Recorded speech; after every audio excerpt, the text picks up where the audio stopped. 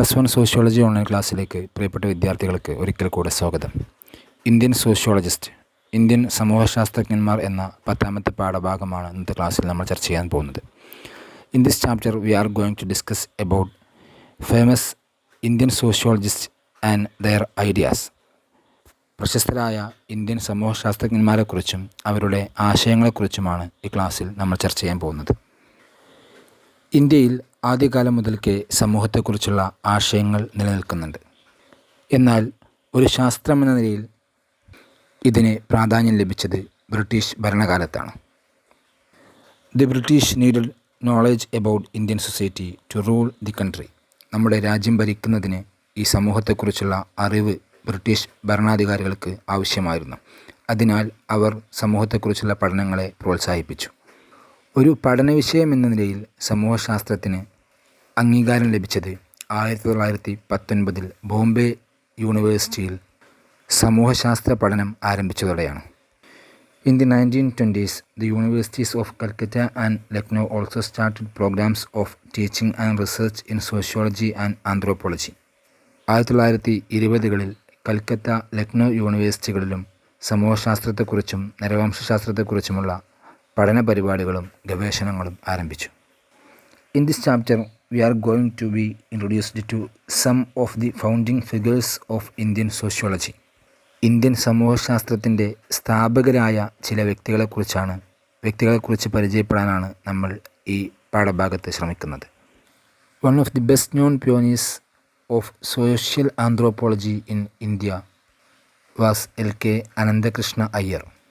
ആദ്യകാല നരവംശശാസ്ത്രജ്ഞന്മാരിൽ പ്രമുഖരായിരുന്നു L.K. Ananthakrishna Iyer. Ananthakrishna Iyer was probably the first self-taught anthropologist scholar to receive national and international recognition. നരവംശശാസ്ത്രം സ്വയം പഠിച്ച് ദേശീയവും അന്തർദേശീയവുമായ അംഗീകാരങ്ങൾ നേടിയെടുത്ത ആദ്യത്തെ പണ്ഡിതനാണ് Ananthakrishna Iyer. The first post-graduate anthropology department in India was set up at this university, mainly due to the effort of Ananthakrishna Iyer. Calcutta യൂണിവേഴ്സിറ്റിയിൽ ഇന്ത്യയിലെ ആദ്യത്തെ ബിരുദാനന്തര ബിരുദ നരവംശശാസ്ത്ര വകുപ്പ് സ്ഥാപിക്കുന്നതിൽ അദ്ദേഹം സുപ്രധാനമായ പങ്ക് വഹിച്ചു. നരവംശശാസ്ത്രത്തിൽ ഔപചാരികമായ യോഗ്യതകളൊന്നും ഉണ്ടായിരുന്നില്ലെങ്കിലും he was elected as the president of ethnology section of the Indian science congress. Indian ശാസ്ത്ര കോൺഗ്രസിൻ്റെ നരവംശശാസ്ത്ര വിഭാഗത്തിൻ്റെ പ്രസിഡന്റായി അനന്തകൃഷ്ണ അയ്യർ തിരഞ്ഞെടുക്കപ്പെട്ടു. He was awarded a honorary doctorate by German University. German സർവകലാശാല ഡോക്ടറേറ്റ് നൽകി അദ്ദേഹത്തെ ആദരിച്ചു.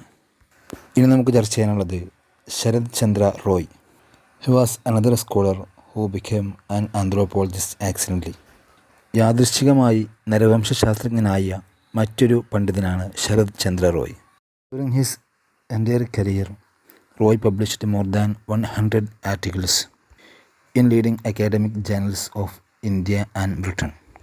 റോയ് അദ്ദേഹത്തിൻ്റെ ഔദ്യോഗിക ജീവിതകാലത്ത് 100ലധികം ലേഖനങ്ങൾ ഇന്ത്യയിലെയും ബ്രിട്ടനിലെയും അക്കാഡമിക ജേണലുകളിൽ പ്രസിദ്ധീകരിക്കപ്പെട്ടിട്ടുണ്ട്. അതുപോലെ തന്നെ ഒറോവോൺ, മുണ്ടകൾ, ഖരിയകൾ എന്നീ ഗോത്ര സമൂഹങ്ങളെക്കുറിച്ചും അദ്ദേഹം വിഖ്യാതമായ പ്രബന്ധങ്ങൾ രചിച്ചിട്ടുണ്ട്. In 1922, Roy founded the journal man in India. 1922 man in India എന്ന ജേണൽ അദ്ദേഹം ആരംഭിച്ചു. L.K. Ananthakrishna Iyer and Sarat Chandra Roy were two pioneers of Indian sociology. Indian സമൂഹശാസ്ത്രത്തിൻ്റെ യഥാർത്ഥ മുൻഗാമികളും വഴികാട്ടികളുമായിരുന്നു L.K. അനന്തകൃഷ്ണ അയ്യറും ശരത് ചന്ദ്ര റോയിയും. ഇത്തരത്തിലുള്ള പഠനങ്ങൾക്ക് യാതൊരു പ്രോത്സാഹനവും ലഭിക്കാതിരുന്ന കാലത്താണ് അവർ ഈ പഠനത്തിന് തയ്യാറായത്. Iyer and Roy were born, lived and died in British India. Other famous sociologists who followed them started their career during the colonial period, but they were fortunate enough to work in independent India. അയ്യരും റോയിയും ജനിച്ചതും ജീവിച്ചതും മരിച്ചതും British ഭരണകാലത്തെ ഇന്ത്യയിലാണ്. എന്നാൽ അവർക്ക് ശേഷം വന്ന മറ്റു പ്രമുഖരായ സമൂഹശാസ്ത്രജ്ഞന്മാർ colonial കാലഘട്ടത്തിലാണ് ജനിച്ചതെങ്കിലും സ്വതന്ത്ര ഇന്ത്യയിൽ പ്രവർത്തനം നടത്താൻ ഭാഗ്യം സിദ്ധിച്ചവരായിരുന്നു. G.S. Ghurye, D.P. Mukherjee and M.R. Srinivas are the famous sociologists in India. GS ഗുര്യയും DP മുഖർജിയും AR Desai and MN Srinivas എന്നിവരാണ് ഇന്ത്യയിലെ പ്രമുഖരായ സമൂഹശാസ്ത്രജ്ഞന്മാർ. ഇതിൽ ആദ്യമായി നമുക്ക് ചർച്ച ചെയ്യാനുള്ളത് GS ഗുര്യയെ. GS ഗുര്യയെക്കുറിച്ചും അവരുടെ ആശയങ്ങളെക്കുറിച്ചുമാണ്. GS Ghurye is the founder of institutionalised sociology in India. ഇന്ത്യയിലെ സ്ഥാപനവൽകൃത സമൂഹശാസ്ത്രത്തിൻ്റെ സ്ഥാപകനാണ് GS Ghurye. He guided a large number of research scholars. ധാരാളം ഗവേഷക പണ്ഡിതന്മാരുടെ ഗൈഡായി അദ്ദേഹം പ്രവർത്തിച്ചിട്ടുണ്ട്. He was the founder of Indian sociological society as well as its journal sociological bulletin. Indian sociological സൊസൈറ്റിയുടെയും അതിൻ്റെ ജേണലായ സോഷ്യോളജിക്കൽ ബുള്ളറ്റിൻ്റെയും സ്ഥാപകൻ അദ്ദേഹമാണ്. Ghurye is best known for his writings on caste and race. ജാതി, വംശം എന്നിവയെക്കുറിച്ചുള്ള പഠനങ്ങളിലും രചനകളുടെ പേരിലുമാണ് GS ഗുര്യ മുഖ്യമായും അറിയപ്പെടുന്നത്. എന്നാൽ he also wrote on tribes, kinship, family, marriage, culture, civilization and the historic role of cities, religion, sociology of conflict and integration, ഗോത്രങ്ങൾ, ബന്ധുത്വം, കുടുംബം, വിവാഹം, സംസ്കാരം, നാഗരികത, നഗരങ്ങളുടെ ചരിത്രപരമായ പങ്ക്, മതം, സംഘർഷത്തിൻ്റെയും സമന്വയത്തിൻ്റെയും സമൂഹശാസ്ത്രം എന്നീ വിഷയങ്ങളിലും അദ്ദേഹം ധാരാളമായി എഴുതിയിട്ടുണ്ട്. Ghurye was influenced by many intellectual ideas such as diffusionism, orientalist scholarship on Hindu religion and thought, nationalism and the cultural aspects of Hindu identity. പല ദൈക്ഷണികമായ ആശയങ്ങളും ഗുര്യയെ സ്വാധീനിച്ചു. പ്രസരണവാദം, ഹിന്ദുമതത്തെക്കുറിച്ചും ചിന്തയെക്കുറിച്ചും ഓറിയൻ്റലിസ്റ്റുകൾ നിർമ്മിച്ച വിജ്ഞാനം, ദേശീയത, ഹിന്ദു സ്വത്വത്തിൻ്റെ സാംസ്കാരിക വശങ്ങൾ എന്നിവയൊക്കെയാണ് അതിൽ പ്രധാനപ്പെട്ടവ. Ghurye conducted studies on tribal or aboriginal cultures. ഗോത്ര സംസ്കാരങ്ങളെക്കുറിച്ച്, അതായത് തദ്ദേശീയ സംസ്കാരങ്ങളെക്കുറിച്ച് ഗുര്യ പ്രധാനപ്പെട്ട പല പഠനങ്ങളും നടത്തിയിരുന്നു. ഗോത്ര സംസ്കാരങ്ങളെക്കുറിച്ചുള്ള അദ്ദേഹത്തിൻ്റെ രചനകളും അതുപോലെ വെരിയർ എൽവിനുമായുള്ള സംവാദവും, ഗോത്ര ജനങ്ങളെക്കുറിച്ച് വെരിയർ എൽവിനുമായി അദ്ദേഹത്തിൻ്റെ സംവാദവും സമൂഹശാസ്ത്രത്തിന് പുറത്തും അക്കാദമിക ലോകത്തും പ്രസിദ്ധനാക്കി തീർത്തു. ഗോത്രവിഭാഗങ്ങളെക്കുറിച്ചുള്ള അദ്ദേഹത്തിൻ്റെ രചനകളും അതുപോലെ വെരിയർ എൽവിനുമായുള്ള സംവാദവും കാരണം അദ്ദേഹം പ്രശസ്തനായിത്തീർന്നു. Elwin Ghurye debate on tribes. ഗോത്രവിഭാഗങ്ങളെക്കുറിച്ച് വെരിയർ എൽവിനും ഗുര്യയും തമ്മിലുള്ള സംവാദം. 1930-40കളിൽ ഇന്ത്യയിൽ ഗോത്രവിഭാഗങ്ങളുടെ സ്ഥാനത്തെക്കുറിച്ചും ഈ ഗോത്രവിഭാഗങ്ങളോട് രാഷ്ട്രം, അതായത് ഭരണകൂടം എങ്ങനെ പ്രതികരിക്കണം എന്നതിനെക്കുറിച്ചും ധാരാളം ചർച്ചകൾ നടന്നിട്ടുണ്ട്. Many British administrators and anthropologist took special interest in the study of tribes in India. പല ബ്രിട്ടീഷ് ഭരണാധികാരികളും നരവംശാസ്ത്രജ്ഞന്മാരും ഇന്ത്യയിലെ ഗോത്രവിഭാഗങ്ങളെക്കുറിച്ചുള്ള പഠനങ്ങളിൽ പ്രത്യേകം താൽപ്പര്യം കാണിച്ചിരുന്നു. Verrier Elwin was one among them. ഇങ്ങനെ താൽപ്പര്യം കാണിച്ച ആന്ത്രോപോളജിസ്റ്റുകളിൽ ഒരാളായിരുന്നു വെരിയർ എൽവിൻ. ഇദ്ദേഹം ഗോത്ര സമുദായങ്ങളെക്കുറിച്ച് ധാരാളം പഠനങ്ങൾ നടത്തിയിട്ടുണ്ട്. ബ്രിട്ടീഷ് ആന്ത്രോപോളജിസ്റ്റായ വെരിയർ എൽവിൻ ഗോത്രവിഭാഗങ്ങളെക്കുറിച്ച് നടത്തിയ പഠനങ്ങളെയും അദ്ദേഹത്തിൻ്റെ ആശയങ്ങളെയും എതിർക്കുകയാണ് GS Ghurye. Elwin and others believed that the Indian tribes were primitive people with a distinctive culture far from Hinduism. ഇന്ത്യയിലെ ഗോത്രവർഗ്ഗക്കാർ ഹിന്ദു മതത്തിൽ നിന്ന് വ്യത്യസ്തമായൊരു സംസ്കാരമുള്ള ഒരു പ്രത്യേക വിഭാഗമാണ്, അല്ലെങ്കിൽ പ്രത്യേക പ്രാകൃത ജനതയാണെന്ന് വെരിയർ എൽവിനും കൂട്ടരും വിശ്വസിച്ചു.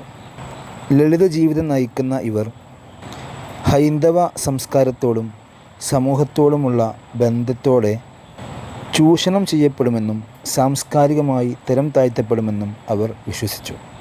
അതിനാൽ they argued that state had a duty to protect the tribes and to help them to sustain their way of life and culture.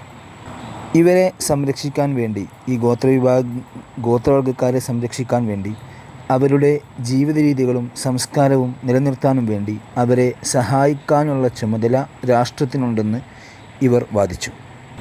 ഇങ്ങനെ ഗോത്രവിഭാഗങ്ങൾക്ക് ഭരണകൂടം പ്രത്യേക സംരക്ഷണം നൽകണം എന്ന് വെരിയർ എൽവിനും കൂട്ടരും വിശ്വസിച്ചു.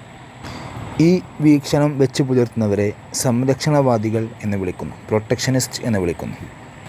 ഗോത്രവിഭാഗങ്ങളെ ഹൈന്ദവ സംസ്കാരത്തോടും സമൂഹത്തോടും ബന്ധപ്പെടുത്താതെ പ്രത്യേകം സംരക്ഷിക്കണം എന്ന ഈ വാദത്തെ ഇന്ത്യൻ ദേശീയവാദികൾ എതിർത്തു. Indian nationalists strongly opposed these arguments of British administrators and anthropologists. They were aware of India's unity and the necessity of reforming Indian society and culture. ഇന്ത്യയുടെ ഐക്യത്തെക്കുറിച്ചും ഇന്ത്യൻ സമൂഹത്തെയും സംസ്കാരത്തെയും നവീകരിക്കേണ്ടതിൻ്റെ ആവശ്യകതയെക്കുറിച്ചും ഇവർ ബോധവാന്മാരായിരുന്നു. Gurje was against depicting Indian tribes as a separate cultural group. He wanted to characterize them as backward Hindus. ഇന്ത്യയിലെ ഗോത്രവിഭാഗങ്ങളെ ഒരു വ്യത്യസ്ത സാംസ്കാരിക വിഭാഗമായി കാണുന്നത് ശരിയല്ലെന്ന് ഗുര്ജെ വാദിച്ചു. ഈ ഗോത്രവിഭാഗക്കാരെ പിന്നോക്ക ഹിന്ദുക്കളായി കാണണമെന്ന് അദ്ദേഹം ആവശ്യപ്പെട്ടു. അതായത് ഗോത്രവിഭാഗങ്ങൾ ഹൈന്ദവ സംസ്കാരത്തിൻ്റെ ഭാഗമാണെന്ന് ഗുര്ജെ വാദിച്ചു. അവരെ ഒരു പ്രത്യേക വിഭാഗക്കാരായി കാണുന്നതിനെ അദ്ദേഹം എതിർത്തു. ഈ ഗോത്ര സംസ്കാരങ്ങൾ ഏറെക്കാലമായി ഹിന്ദുമതവുമായി സമ്പർക്കങ്ങൾ വെച്ചു പുലർത്തിക്കൊണ്ടിരിക്കുന്ന ഒരു വിഭാഗമാണെന്ന് അദ്ദേഹം തെളിയിച്ചു. ഇതോടുകൂടെ ഇന്ത്യയിലെ തദ്ദേശവാസികളായ ഗോത്രവിഭാഗക്കാർ എക്കാലത്തും ഒറ്റപ്പെട്ടവരായിരുന്നു എന്ന ക്ലാസിക്കൽ ആന്ത്രോപോളജിസ്റ്റുകളുടെ വാദത്തെ ഗുര്ജെ പൊളിച്ചെഴുതി. ഈ ഗോത്രവിഭാഗങ്ങളെ മുഖ്യധാരാ സമൂഹത്തിലേക്ക് കൂട്ടിച്ചേർക്കുന്നതോടുകൂടെ ഇവർ ചൂഷണം ചെയ്യപ്പെടുമെന്നും അവരുടെ സംസ്കാരങ്ങൾ ഇല്ലാതാകുമെന്നും സംരക്ഷണവാദികൾ വിശ്വസിച്ചു. എന്നാൽ ഗുര്ജെയും ദേശീയവാദികളും ഇതിനെ എതിർത്തു. ഇനി നമുക്ക് ചർച്ച ചെയ്യാനുള്ളത് ഗുര്ജെ ഓൺ കാസ്റ്റ് ആൻഡ് റേസ്, ജാതി, വംശം എന്നിവയെക്കുറിച്ചുള്ള ഗുര്ജെയുടെ കാഴ്ചപ്പാട്. The work helped him to gain reputation in the academic world is caste and race in India in 1932. Academic ലോകത്ത് അദ്ദേഹത്തിന് കീർത്തി നേടിക്കൊടുത്ത ഒരു ഗ്രന്ഥമാണ് ഇന്ത്യയിലെ ജാതിയും വംശവും. 1932 അദ്ദേഹം രചിച്ച ഈ ഗ്രന്ഥം ജാതി, വംശം എന്നീ വിഷയങ്ങൾ പഠനവിധേയമാക്കുന്നു. ഇൻ ദിസ് ബുക്ക് ഗുര്ജെ criticised all dominant theories about the relationship between caste and race. ജാതിയും വംശവും തമ്മിലുള്ള ബന്ധത്തെക്കുറിച്ച് അക്കാലത്ത് നിലവിലുണ്ടായിരുന്ന എല്ലാ സിദ്ധാന്തങ്ങളെയും അദ്ദേഹം ഈ പുസ്തകത്തിലൂടെ എതിർത്തു. Herbert Risley, a British colonial official, was the main advocate of the dominant view. Risley was deeply interested in anthropological matters. അക്കാലത്ത് ജാതിയും വംശവും തമ്മിലുള്ള ബന്ധത്തെപ്പറ്റി പ്രബലമായൊരു കാഴ്ചപ്പാട് നിലനിന്നിരുന്നു. ബ്രിട്ടീഷ് കൊളോണിയൽ ഉദ്യോഗസ്ഥനായ ഹെർബർട്ട് റിസ്ലി ആയിരുന്നു ഈ വീക്ഷണത്തിൻ്റെ വക്താവ്. നരവംശാസ്ത്രപരമായ വിഷയങ്ങളിൽ ഇദ്ദേഹം വലിയ താൽപ്പര്യം കാണിച്ചിരുന്നു. Risley and others argued that human beings can be classified into separate races on the basis of their physical characteristics, such as the circumferences of the skull, the length of the nose, the volume of the cranium, or the part of the skull where the brain is located. മനുഷ്യരെ അവരുടെ ശാരീരിക സവിശേഷതകളായ തലയോട്ടിയുടെ ചുറ്റളവ്, മൂക്കിൻ്റെ നീളം, അതുപോലെ തലയോട്ടിയുടെ വലിപ്പം, അതല്ലെങ്കിൽ തലച്ചോർ സ്ഥിതി ചെയ്യുന്ന തലയോട്ടിയുടെ ഭാഗം, ഇതിൻ്റെയൊക്കെ അടിസ്ഥാനത്തിൽ വ്യത്യസ്ത വർഗ്ഗങ്ങളായി വേർതിരിക്കാൻ കഴിയുമെന്ന് റിസ്ലിയും കൂട്ടരും വാദിച്ചു. Risley argued that the caste must have originated from race. ജാതി ഉത്ഭവിച്ചത് വംശത്തിൽ നിന്നാണെന്ന് റിസ്ലി വാദിച്ചു. ഗുര്ജെ did not oppose the basic argument put forward by Risley or believe it completely. Herbert റിസ്ലിയുടെ ഈ വാദത്തെ ഗുര്ജെ പൂർണ്ണമായും എതിർത്തില്ല. ഈ വാദങ്ങൾ പൂർണ്ണമായും ശരിയല്ലെന്ന് അദ്ദേഹം വിശ്വസിച്ചു. ഗുര്ജെ argued that Risley's thesis was true only for northern India. ഉന്നത ജാതിക്കാർ ആര്യന്മാരും താഴ്ന്ന ജാതിക്കാർ ആര്യന്മാർ അല്ലാത്തവരുമാണെന്ന റിസ്ലിയുടെ സിദ്ധാന്തം വടക്കേ ഇന്ത്യയിൽ മാത്രമേ സത്യമാകുന്നു ഗുര്ജെ വാദിച്ചു. ഇനി നമുക്കിവിടെ ചർച്ച ചെയ്യാനുള്ളത് ഡെഫിനിഷൻ ഓഫ് കാസ്റ്റ്, ജാതിയുടെ നിർവചനം. ഗുര്ജെ gave a comprehensive definition to caste. ജാതിയെക്കുറിച്ച് സമഗ്രമായൊരു നിർവചനം ഗുര്ജെ നൽകിയിട്ടുണ്ട്. ഇതിൻ്റെ പേരിലും അദ്ദേഹം പ്രശസ്തനായി. His definition on caste emphasis 6 features. ജാതിയെക്കുറിച്ച് 6 സവിശേഷതകൾക്കാണ് അദ്ദേഹം ഊന്നൽ നൽകുന്നത്. ഫസ്റ്റ് വൺ, സെഗ്മെൻ്റൽ ഡിവിഷൻ, ഖണ്ഡവിഭജനം. ഗുര്യെ പറയുന്നത് caste is an institution based on segmental division. ഖണ്ഡവിഭജനത്തെ അടിസ്ഥാനമാക്കിയുള്ള ഒരു സ്ഥാപനമാണ് ജാതി. അതായത് society is divided into a number of closed mutually exclusive segments of compartments. Each caste is one such compartment. പരസ്പരം ഒഴിച്ചു നിർത്തിയതും അടഞ്ഞതുമായ അനേകം ഖണ്ഡങ്ങളായി അഥവാ കമ്പാർട്ട്മെൻറ്റുകളായി സമൂഹം വിഭജിക്കപ്പെട്ടിരിക്കുന്നു. ഓരോ ജാതിയും അത്തരത്തിലുള്ള ഒരു കമ്പാർട്ട്മെൻറ്റുകളാണ്. ഒരു ജാതിയിൽ നിന്നും മറ്റൊരു ജാതിയിലേക്കുള്ള പ്രവേശനം തടയപ്പെട്ടിരിക്കുന്നു. Caste is determined by birth. ജനനമാണ് ജാതി നിർണ്ണയിക്കുന്നത്. ഒരു ജാതിയിൽപ്പെട്ട മാതാപിതാക്കൾക്ക് ജനിക്കുന്ന കുട്ടി ആ ജാതിയിൽപ്പെട്ടവനായിരിക്കും. ഇത് ഒഴിവാക്കാനോ മാറ്റാനോ സാധിക്കുന്നില്ല. Second feature of caste system, hierarchical division, ശ്രേണിബദ്ധമായ വിഭജനം. Caste society is based on hierarchical division. ജാതി സമൂഹത്തിൻ്റെ അടിസ്ഥാനമാണ് ശ്രേണിബദ്ധമായ വിഭജനം. There is no equality among caste. ജാതികൾക്കിടയിൽ തുല്യതയില്ല. ഓരോ ജാതികൾക്കും അവരുടേതായ സ്ഥാനമുണ്ട്. Each caste is either higher or lower than other caste. ഓരോ ജാതിയും മറ്റു ജാതികളേക്കാൾ ഉയർന്നവരോ താഴ്ന്നവരോ ആയിരിക്കും. ഇങ്ങനെ ഉയർന്നവരും താഴ്ന്നവരും എന്ന ഒരു ശ്രേണീബദ്ധമായ വിഭജനം ജാതി സമൂഹത്തിൽ നിലനിൽക്കുന്നു. Another feature of caste system, restrictions on social interaction. സാമൂഹ്യമായ പരസ്പര പ്രവർത്തനത്തിനുമേലുള്ള നിയന്ത്രണങ്ങൾ. വ്യക്തികളുടെ പരസ്പര പ്രവർത്തനത്തിനുമേൽ ജാതി ചില നിയന്ത്രണങ്ങൾ ഏർപ്പെടുത്തിയിട്ടുണ്ട്. എസ്പെഷ്യലി ഷെയറിംഗ് ഓഫ് ഫുഡ്, പ്രത്യേകിച്ച് ഭക്ഷണം പങ്കുവെക്കുന്ന കാര്യത്തിൽ. ഏതൊക്കെ ഭക്ഷണം ഏതൊക്കെ വിഭാഗങ്ങൾ തമ്മിൽ പങ്കിടാം എന്നതിനെക്കുറിച്ച് വിശദമായ നിയമങ്ങളുണ്ട്. ഇങ്ങനെ ജാതി വ്യക്തികളുടെ പ്രവർത്തനങ്ങളെ നിയന്ത്രിക്കുന്നു. ജാതി സമൂഹത്തിൻ്റെ മറ്റൊരു പ്രത്യേകതയാണ് ഡിഫറൻഷ്യൽ റൈറ്റ്സ് ആൻഡ് ഡ്യൂട്ടീസ്, വ്യത്യസ്ത അവകാശങ്ങളും കടമകളും. Different caste have different rights and duties on the basis of hierarchy and restriction on social interaction. ശ്രേണീകരണം, പരസ്പര പ്രവർത്തനത്തിനുമേലുള്ള നിയന്ത്രണങ്ങൾ എന്നിവയുടെ അടിസ്ഥാനത്തിൽ വ്യത്യസ്ത ജാതികൾക്ക് വ്യത്യസ്തമായ അവകാശങ്ങളും കടമകളുമുണ്ട്. മതപരമായ കാര്യങ്ങളിൽ മാത്രമല്ല ഇത് നിലനിൽക്കുന്നത്. ഈ നിയമങ്ങളാണ് വ്യത്യസ്ത ജാതികളിലെ ജനങ്ങൾ തമ്മിലുള്ള പരസ്പര പ്രവർത്തനത്തെ നിയന്ത്രിക്കുന്നത്. ജാതിയുടെ 5ാമത്തെ സവിശേഷത, restrictions on the choice of occupation, തൊഴിൽ തിരഞ്ഞെടുക്കുന്നതിലുള്ള നിയന്ത്രണം. ഓരോ ജാതിയിൽപ്പെട്ട ആളുകൾക്ക് സ്വന്തം ഇഷ്ടപ്രകാരം തൊഴിൽ തിരഞ്ഞെടുക്കാനുള്ള അവകാശമുണ്ടായിരുന്നില്ല. Caste restricts the choice of occupation, തൊഴിൽ തിരഞ്ഞെടുക്കുന്നതിനെയും ജാതി നിയന്ത്രിക്കുന്നു. Occupation also is determined by birth.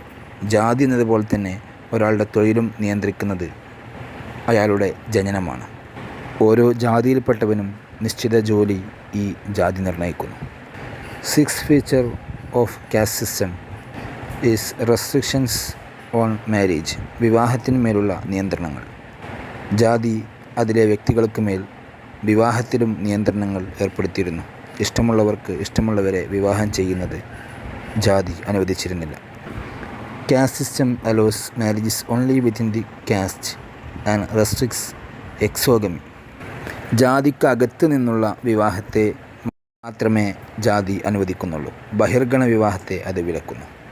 അതായത് ഓരോ ജാതിയിൽപ്പെട്ടവനും ആ ജാതിയിൽ നിന്നുള്ള വിവാഹത്തെ മാത്രമേ ജാതി വ്യവസ്ഥ അംഗീകരിക്കുന്നുള്ളൂ.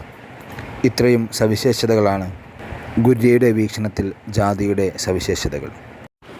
ഫേമസ് ഇന്ത്യൻ സോഷ്യോളജിസ്റ്റായ GS ഗുര്യയെക്കുറിച്ചും അവരുടെ ആശയങ്ങളെക്കുറിച്ചുമാണ് ഇന്നത്തെ ക്ലാസ്സിൽ നമ്മൾ ചർച്ച ചെയ്തത്. ജാതി, വംശം എന്നിവയെക്കുറിച്ചുള്ള അവരുടെ ആശയങ്ങൾ, അതുപോലെ വെരിയർ എൽവിനുമായിട്ടുള്ള സംവാദം, ജാതിയുടെ സവിശേഷതകൾ, ഇത്രയും കാര്യങ്ങളാണ് ഇന്നത്തെ ക്ലാസ്സിൽ നമ്മൾ ചർച്ച ചെയ്തത്. ഇന്നത്തെ ക്ലാസ് നമുക്ക് അവസാനിപ്പിക്കാം. ഓക്കെ.